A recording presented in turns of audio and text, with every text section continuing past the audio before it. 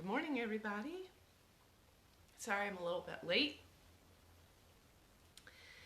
I was just finishing up meditation on Instagram Live. So this morning we're going to talk about developing your intuition. This is something that I've been getting a lot of questions about.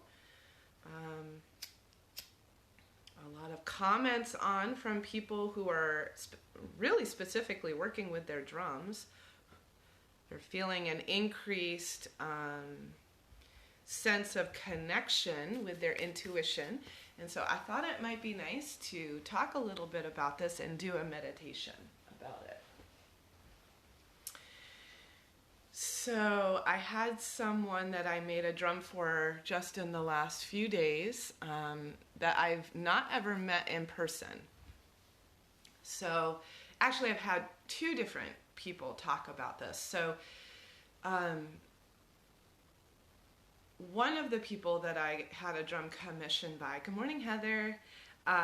So we're talking this morning about developing our intuition. And so I wanted to tell just a little story about how working with my intuition has been really incredible.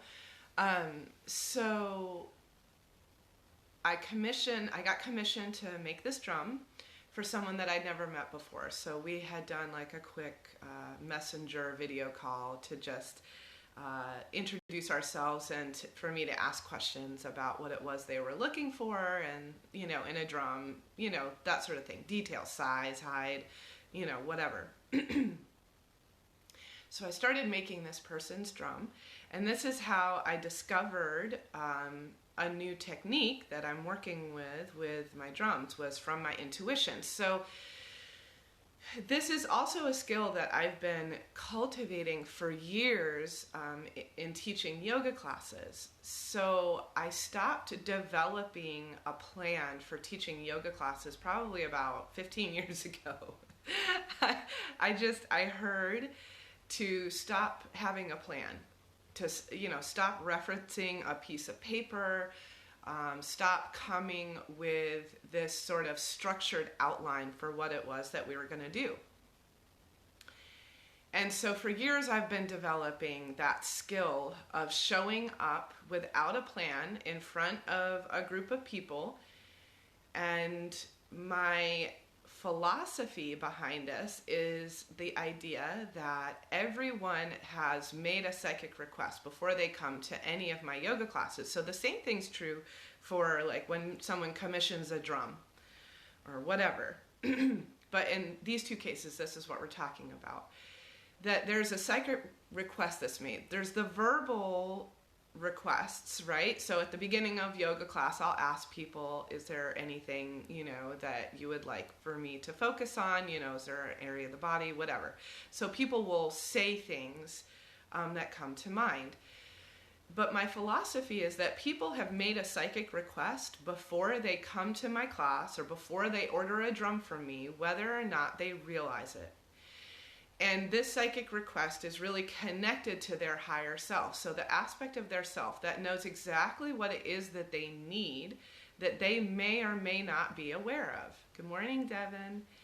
So it's my job, I believe, in whatever endeavor I'm engaged in, whether I'm teaching a yoga class, doing a healing session, creating a drum for somebody, is to empty all of my preconceived ideas about what could, would, or should happen, and to be obedient to exactly what it is I'm feeling in the moment, even if it's taking me somewhere I've never been before. And so this brings me back to the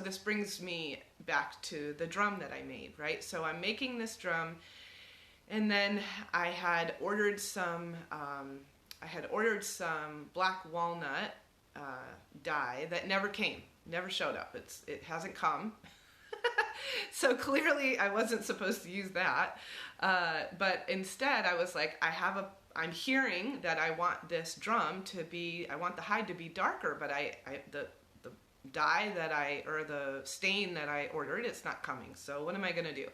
So then I started hearing to use coffee, which is an element that I've had a relationship with for years. So I go through this process and I'm listening, and so, I make this dye and I put the hide in there and I leave it in there for 4 days, and it gets really dark, like really dark.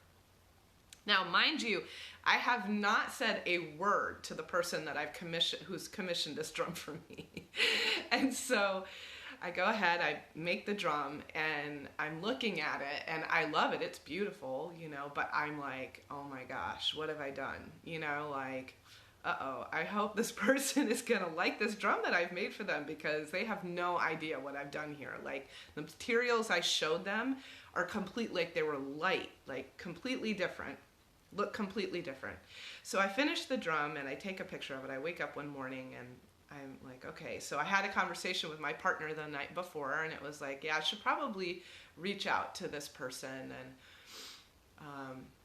and just let him know what happened. So I was having a lot of anxiety about it, a lot of fear, because I'd never done this before. So I reach out to the person, and I send him a picture, and I'm like, hey, this happened while I was making your drum, and I hope that it's okay, and it's totally fine if it isn't, but I just want to let you know that this is what was created, and before I send it out, I want to, communicate with you. And his answer to me, this is what leads us into this whole thing about working with our intuition.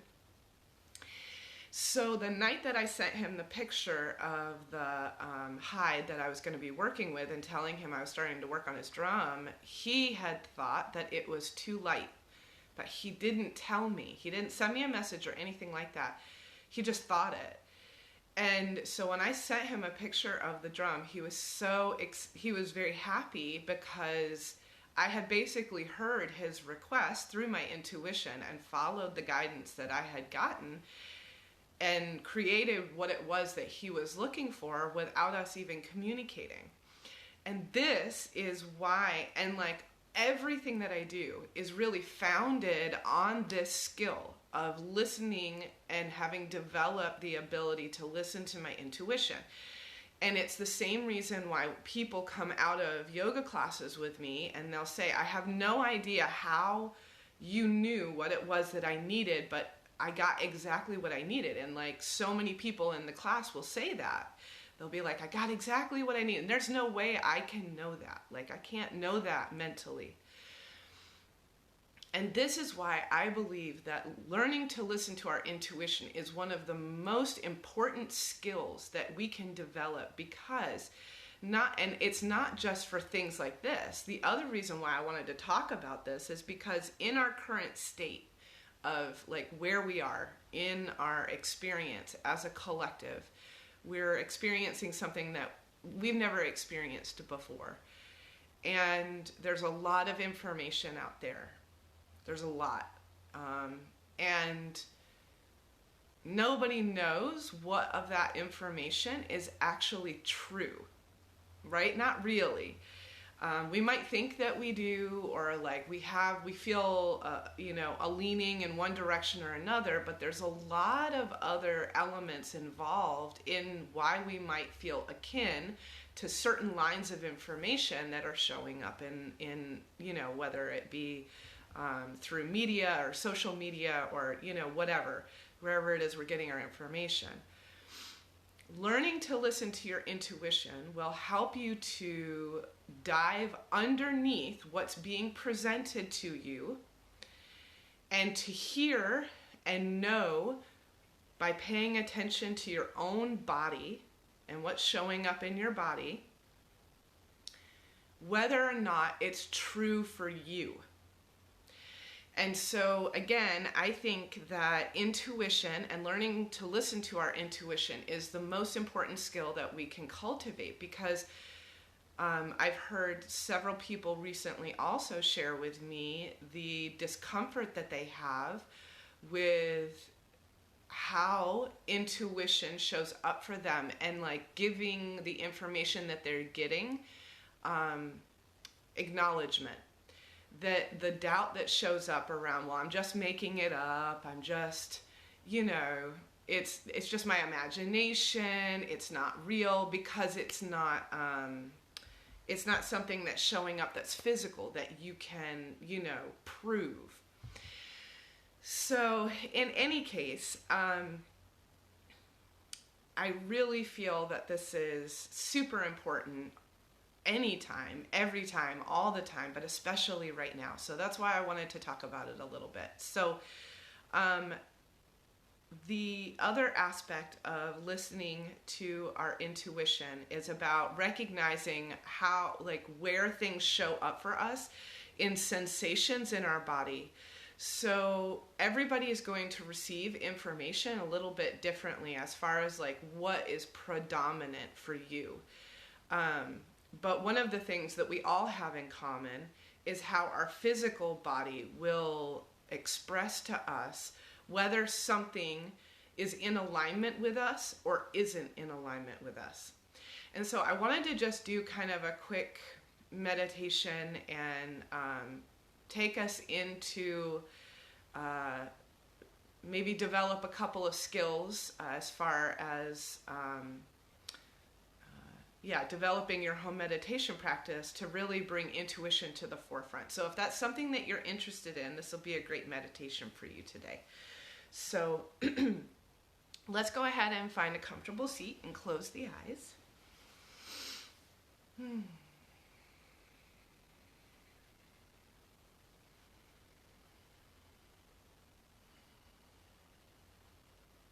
So the very first thing that I'm going to do, which is the same thing that I do, regardless of what the meditation is, whether I'm doing a session, whether I'm teaching a yoga class, whether I'm creating a drum or some other sacred object in creation ceremony, whatever it is that I'm doing that I want to bring intention and intuition into, and this is really how I start every day, is I first...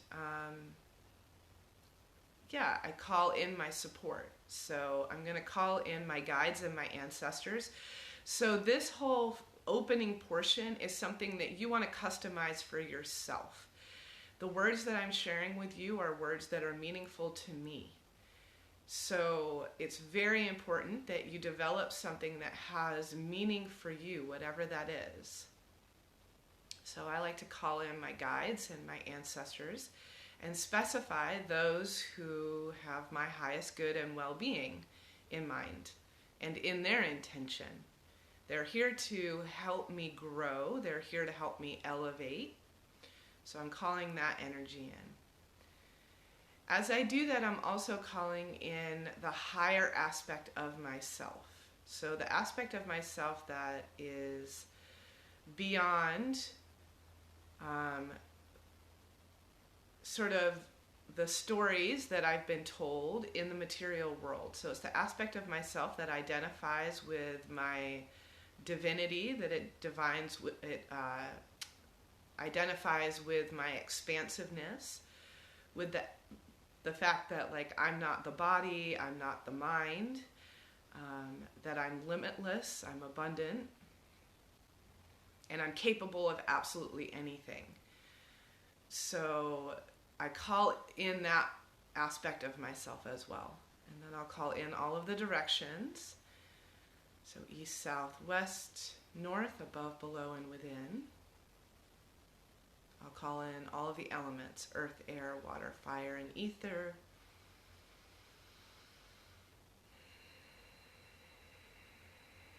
I work with Reiki, so I always call in the Reiki energy.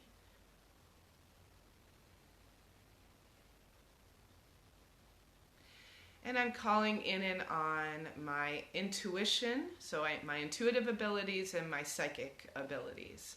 My abilities to tap into the unconscious or subconscious communication that's coming to me from beyond my physical senses. So I'm tapping into my subtle senses, and I'm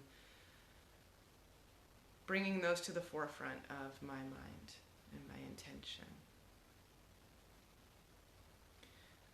So the other thing that I do here, always to prepare, is to create a grounding cord. So this is going to keep me balanced and grounded.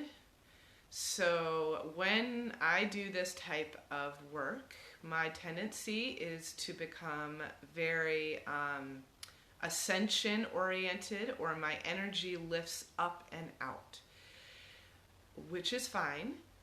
But in order to integrate properly and to maintain my balance in the material world and to thrive in the material world, I must be grounded. It's very important.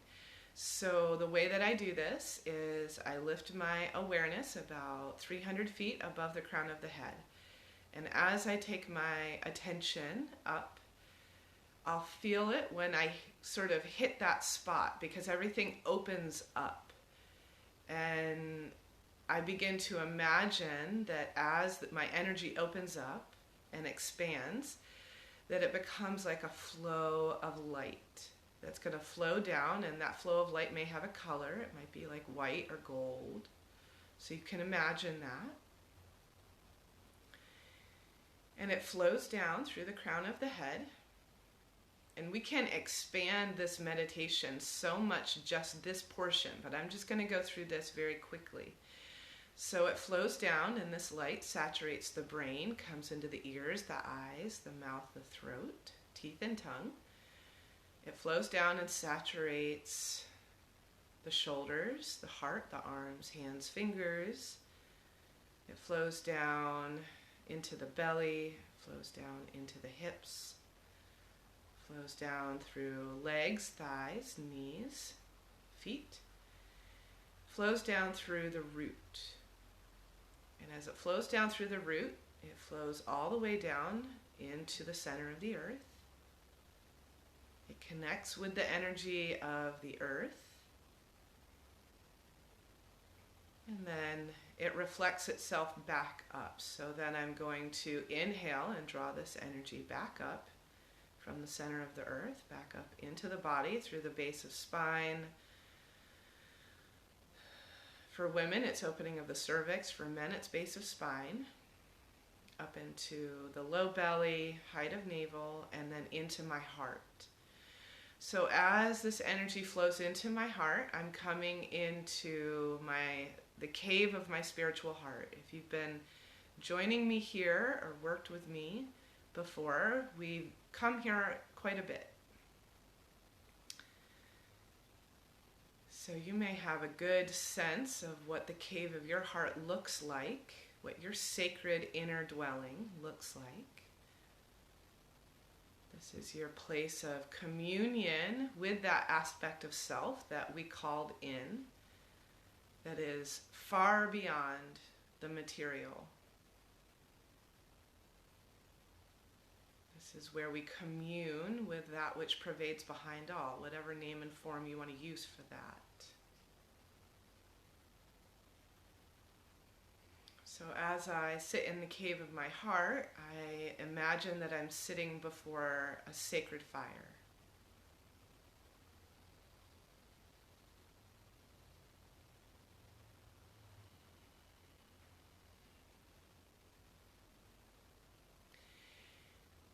And I'm going to once again call in my intuition and my psychic abilities here.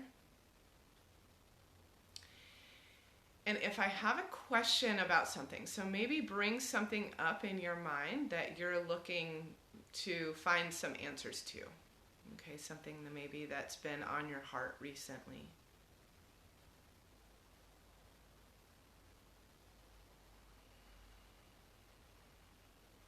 And so I'll pose whatever my question is here.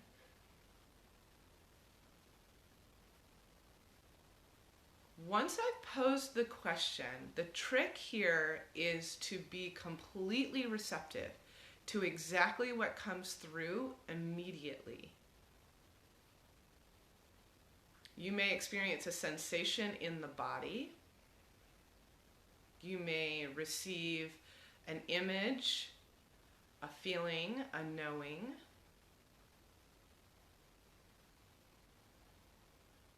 And the biggest trick here is to allow that.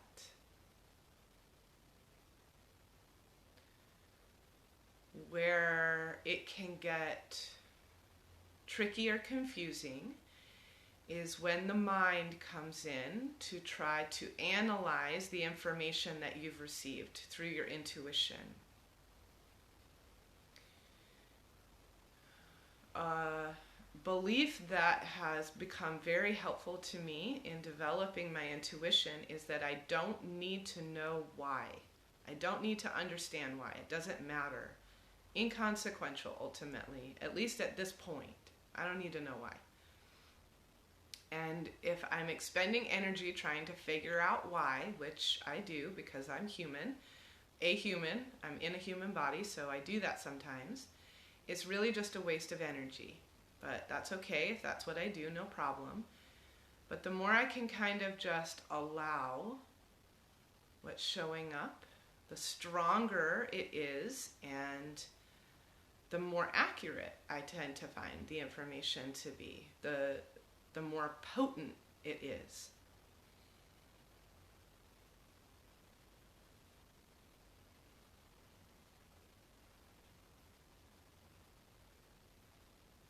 Good.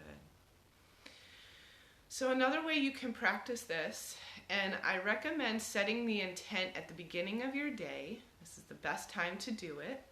Set the stage for your day.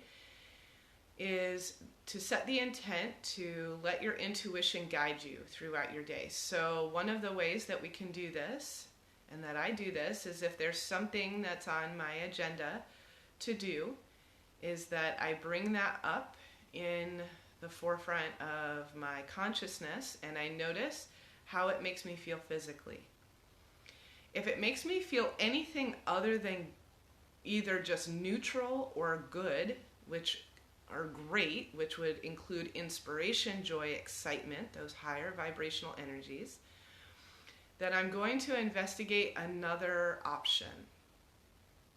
Because if it's less than neutral, if it doesn't feel good, if it's bringing up anxiety, if it's bringing up discomfort physically of some kind, agitation, frustration, anger, that's an indication that it's not in alignment with where I am. So that's my intuition telling me that perhaps that's not the way to go.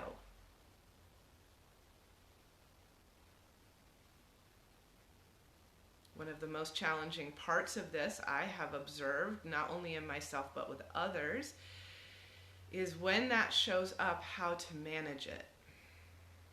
Because this starts to tap into overcoming sort of the expectations that you set upon yourself, the idea of who you think you are, the idea of other people and who they, how they have come to understand you and who you are, and the fear of breaking out of that and what comes with expressing yourself in a different way, in a more authentic way, because that can bring up some resistance, it can bring up some fear. It taps into our sort of tribal or familial bonds and can bring up fear of being abandoned, fear of not being accepted. So as those things rise up, then the question becomes, how do you advocate for yourself with gentle courage so that you can develop the necessary qualities and characteristics to follow what is showing up as your navigation or your intuition? And those lessons and that path is different for everyone.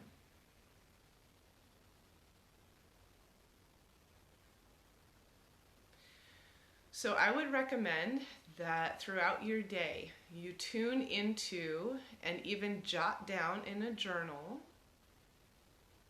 when making decisions about how you're moving through your day. It could even be what you're going to eat for lunch, right? Learning how to eat intuitively. How you're going to spend your time what activities you're going to engage in, who you're going to spend your time with, and notice how those different things make you feel. And if you notice that you are experiencing lower vibrational sensations, offering yourself the opportunity and asking the question, is there another way? Is there another option? And trusting your very first insight and moving with it without question. And then reflecting on it and noticing what comes of it. Because there's absolutely nothing more powerful than direct revelation to validate making your intuition your primary way of moving in the world. And the only way to have direct revelation and validation is to practice following your intuition.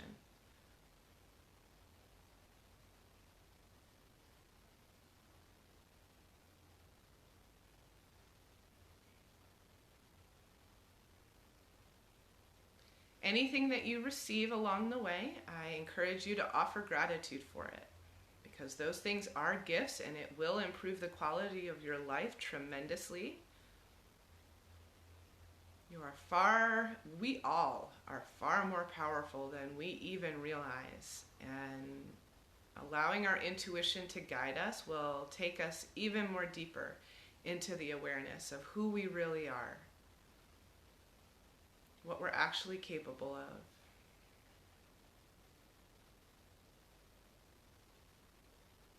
Good, let's just take a couple more breaths here. It's interesting, I can feel a little bit of, I can feel excitement. I can feel a sense of, like this makes sense somehow, or it's familiar to some people. It's validating to some people, but I can also feel nervousness. I can also feel a little bit of anxiety bringing this up, a little bit of discomfort. And that is so totally okay. It's natural. And I encourage you to sit with that discomfort and breathe through it and notice, why is it that the idea of stepping more deeply into your power is scary for you? Why does it bring up fear? And to be so gentle with yourself here. Notice any tendency for judgment of yourself or others. Again, returning to that idea of compassionate courage.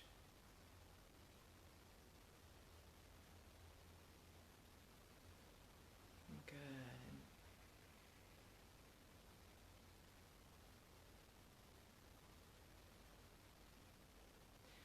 Last thing I want to mention is this is a great place to invite your inner child to play with you. Because when we were children, we all were very tuned in to our intuition. And that was our primary way of moving in the world until we were taught other ways. And we were potentially encouraged to move away from that aspect of ourselves. And just as a side note, and I'm sorry if this disturbs anybody, so just sort of, forget it if it does, just no problem. But when we are not tapped into our power and not tapped into our expansiveness and not tapped into our intuition and not listening to hear the truth in all things, we're much easier to control. That's all there is to it. We're just easier to control. When we know how to follow our own truth, there's much less fear. But that takes time, sometimes. Not always, but it can. So be patient. Good. So let's come back to following the breath, following the light-filled breath, and let's begin to breathe into our fingers and into our toes, coming back into the physical body, and bringing back with us anything that we learned, anything that resonated with us, always remembering to let go of anything that doesn't resonate with us. Any information that we come in contact with, it is totally about, and you can blink the eyes and come back into the room, it is totally about finding out if it's true for you. Just because what I'm talking about right now is true for me has no bearing on whether or not it's true for you. It's just information to sit with for yourself and to find the truth for yourself and to take the time to do that. So anyways, thank you to those who have asked questions about developing intuition. Please feel free to reach out, offer questions, comments, requests for things that you'd like for me to touch on in these inner guide meditations and teachings. I'll be back next week on Monday at 8:30. So I hope you all have a wonderful day. Enjoy the remnants of the full moon. And I look forward to connecting with you soon. All right. Bye-bye, everybody.